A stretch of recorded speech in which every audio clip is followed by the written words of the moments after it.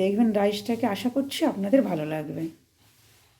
আজ আমি বানাবো ফ্রায়েড রাইস। তার জন্য ফুলকপি কেটে নিয়েছি, গাজর কেটে নিয়েছি টুকরো করে, বিনস কড়াই নিয়ে নিয়েছি, এখানে বাঁধাকপি নিয়েছি, এখানে ক্যাপসিকাম কুচি নিয়ে নিয়েছি, এখানে মটরশুঁটিটাকে ছাড়িয়ে নিয়ে নিয়েছি।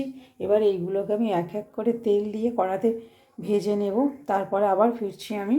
আপনারা দেখতে থাকুন ভিডিওটা।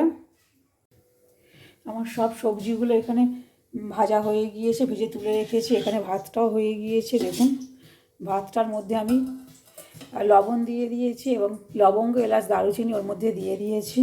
এখানে কাজু বাদাম আর কিশমিশ নিয়ে নিয়েছি, এখানে চিনি গুঁড়ো করে নিয়েছি এবং কড়ার মধ্যে আমি ঘি দিয়ে দিয়েছি। এখানে দুটো তেজপাতা নিয়েছি, আমি দিয়ে দেবো ঘিয়ের মধ্যে। সুন্দর একটা গন্ধ বেরিয়েছে ঘিয়ে, এবং কাজু বাদাম আমি দিয়ে দেবো, দিয়ে দিলাম।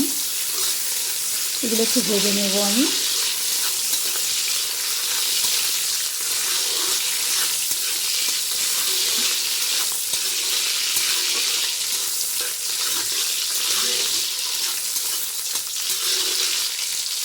ভাজা হয়ে এসেছে।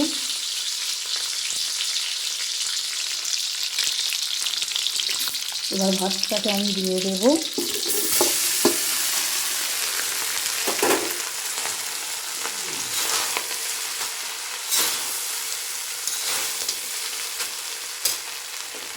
এবার সব সবজিগুলোকে আমি এর মধ্যে দিয়ে দেবো, দিয়ে ভালো করে নাড়িয়ে নেব। নিলেই রাইস রেডি। দেখুন দেখুন রাইসটা আমার রেডি হয়ে গিয়েছে। ভালো করে মিক্সড করে নিয়েছি সবজি ভাজাগুলো দিয়ে, এবং চিনি গুঁড়োটাও আমি এর মধ্যে দিয়ে দিয়েছি, এবং দেখতে কত সুন্দর লাগছে দেখুন। খেতে ঠিক ততটাই সুন্দর লাগবে। আপনারা এইভাবে বানিয়ে খাবেন, আশা করছি আপনাদের ভালো লাগবে। যদি ভালো লাগে লাইক, কমেন্ট ও শেয়ার করবেন। যদি ইউটিউব থেকে দেখেন তবে অবশ্যই চ্যানেলটি সাবস্ক্রাইব করবেন। যদি ফেসবুক থেকে দেখেন তবে অবশ্যই আমাকে ফলো করবেন। আপনারা তো অনেক রকমভাবে রাইস করে খেয়েছেন, এইভাবে একবার রান্না করে